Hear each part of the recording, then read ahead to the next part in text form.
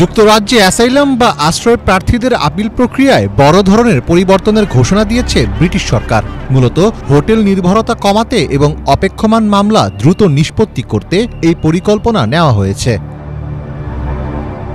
যুক্তরাজ্যে যারা বিভিন্ন সময়ে আশ্রয় চেয়েছেন তাদের থাকার জন্য কিছু হোটেলে ব্যবস্থা করা হয়েছিল। এই হোটেলগুলো অ্যাসাইলাম হোটেল নামে পরিচিত। বর্তমানে প্রায় ৩২,০০০ আশ্রয়প্রার্থী এ ধরনের হোটেলে অবস্থান করছেন।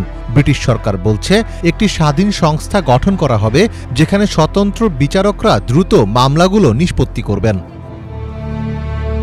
হোম সেক্রেটারি ইভেট কুপার বলেছেন, এই ইস্যুতে দেরি মেনে নেওয়া যায় না। যত দ্রুত সম্ভব তিনি বাস্তবসম্মত পদক্ষেপ নিচ্ছেন। মঙ্গলবার হাইকোর্ট ইপিং কাউন্সিলের পক্ষে রায় দিয়ে অস্থায়ী নিষেধাজ্ঞা জারি করেছে যাতে হোটেলে আর আশ্রয়প্রার্থী রাখা না হয়। সরকারের পক্ষ থেকে প্রতিশ্রুতি দেওয়া হয়েছে সরকারের বর্তমান মেয়াদের মধ্যেই অ্যাসাইলাম হোটেলগুলো বন্ধ করা হবে।